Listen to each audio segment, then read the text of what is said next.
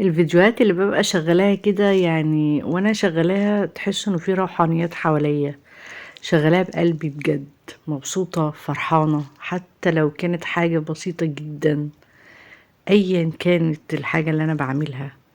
يعني كل ما تتمنوا حاجة اكتر، دي عن تجربة شخصية يعني، كل ما تتمنوا حاجة لفترة طويلة جدا جدا جدا وربنا بيحققها لكم في يوم من الأيام، بجد بتحسوا بإحساس حلو جدا. هو إحساس إنك صبرت وقدرت تصبر وكنت على ظن بربنا إن هو هيحقق لك حاجة زي كده. النهاردة أنا هعمل فيديو من الفيديوهات اللي بجد مش كل شوية أقول لكم لأ من أحب الفيديوهات اللي على قلبي، لأ هو أنا أسعد واحدة في الدنيا إن أنا فعلا فعلا ربنا سخرني إن أنا أعمل الحاجات دي. الحمد لله والشكر لله، بعد صبر سنين وبعد يعني اتمنيت كتير جدا جدا جدا ان انا اعملها. اقول لكم بقى الفيديو علشان انا كده طولت عليكم. استخدمت 4 كيلو حليب، على كل كيلو حليب كوباية الا ربع رز. خلاص، يعني استخدمت 3 كوبايات رز على 4 كيلو حليب. حطيت الرز على النار وحطيت على كل كوباية رز لتر مية. يبقى انا اول خطوة هنا حطيتها كل كوباية رز عليها لتر مية في حلة على النار، 3 كوبايات رز ب3 لتر مية. سبتهم لما الرز اتشرب المية تماما، وزي ما وريتكم كده الرز قد ايه استوى، ويعني تقريبا عجن تماما وشرب المية. ابتديت اقلب من تحت لفوق، وخدوا بالكم اول ما تحطوا الرز ويغلي قوي هدوا النار، خليها متوسطة او هادية بحيث ان ما تفرش على البوتاجاز وتبهدل الدنيا. بعدين بنزل بالحليب، ال4 كيلو حليب بتوعي ورا بعض. بعدين بقلب برضو، وانتوا بتقلبوا كده في البداية تحسوا ان الرز قليل واللبن كتير، لا المقدار مظبوط تماما، بس سيب اللبن يغلي مع الرز حوالي ربع ساعة لحد ما يوصل لدرجة الفوران. هتلاقي القوام تقل، الرز تقل زيادة. هتبتدي تعملي ايه بقى؟ تبتدي تالت خطوة تعمليها، هتضيفي السكر. انا بقول لكم على المقادير بأمانة ربنا مظبوطة تماما، مليون في المية. السكر مظبوط جدا، القوام بتاع الرز بلبن مظبوط، الطعم وكل حاجة.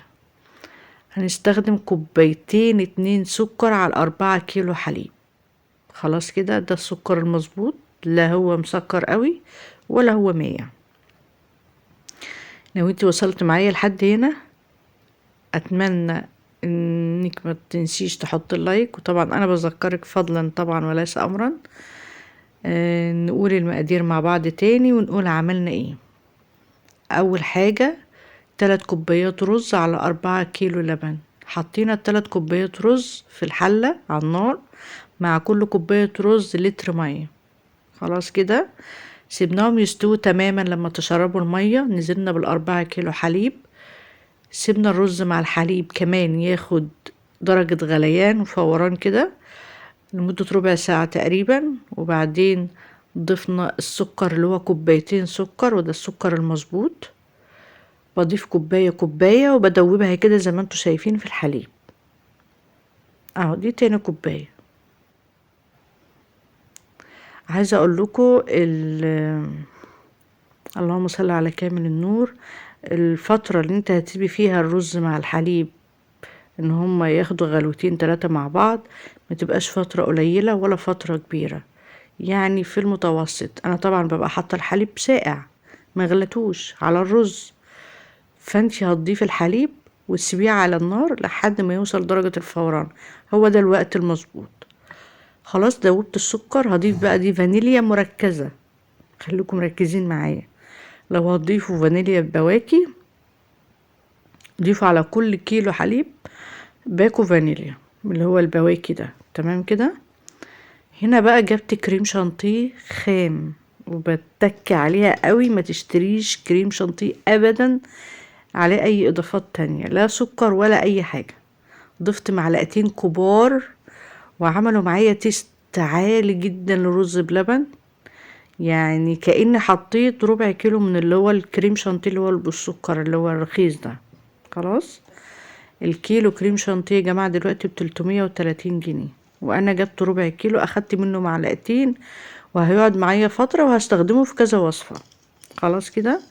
طبعا الكريم شانتيه يفضل انك تدوبيه في شوية لبن او مية الاول على البارد بالمضرب، بس انا هنا علشان يعني متقنة فانا حطيته كده على السخن على طول، وقعدت اقلب بالمضرب كويس جدا لحد ما ده. الخطوة بقى الاخيرة بقى النشا.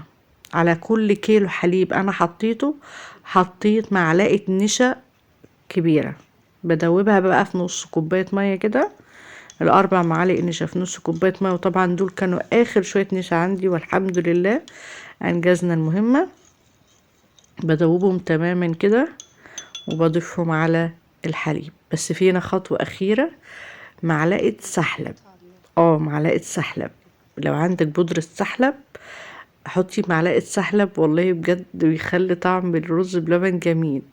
وفي مكون كمان ده ملقتوش، بودرة ايس كريم. لو عندك بودرة ايس كريم او عايزة تعملي وقادرة تجيبي المقادير دي كلها، هاتي بودرة ايس كريم وانت هتاكلي احلى رز بلبن عمرك ما دقتيه في حياتك ولا في اي محل بره. هو ده المكون الوحيد اللي كان ناقص عندي. بدوب بقى النشا بالمية بالمعلقة السحلب على بعضه كده، واديته تقليبة بالمضرب، واديته غليان كده لحد ما حسيت ان النشا استوى والرز بلبن بقى كريمي معايا كده زي ما انتوا شايفين، كريمي جدا وناعم مش تقيل. شايفين انا بصبه ازاي؟ بعد ما يبرد او يخش في السوق في درجة برودة متوسطة هتلاقي اصلا الرز بلبن جمد معاكي وبقى حلو جدا جدا. وهوريكم برضو بعد الفطار بعد ما فطرنا.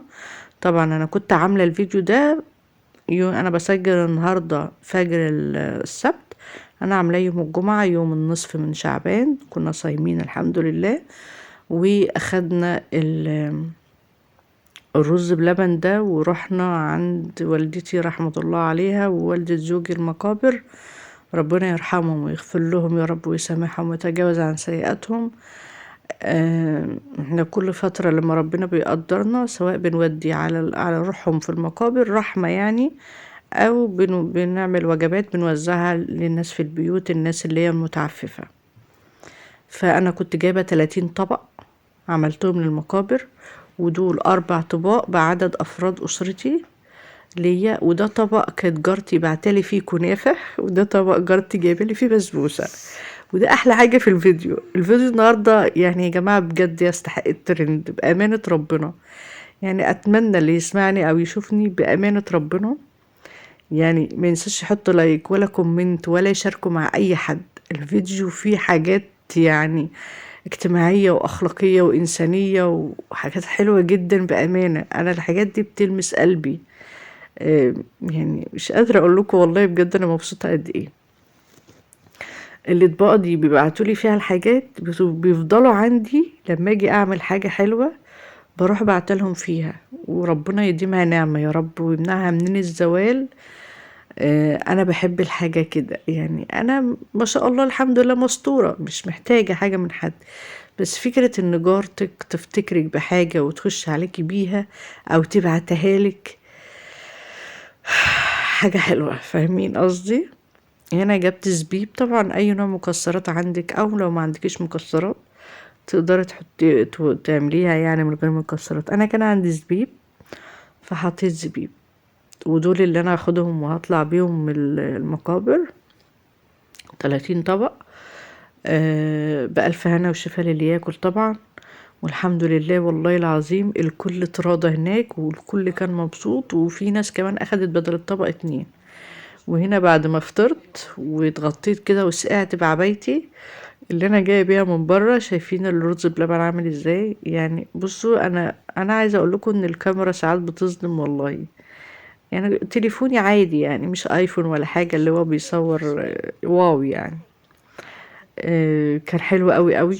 ان شاء الله يا رب ينولكم اللي في بالكم.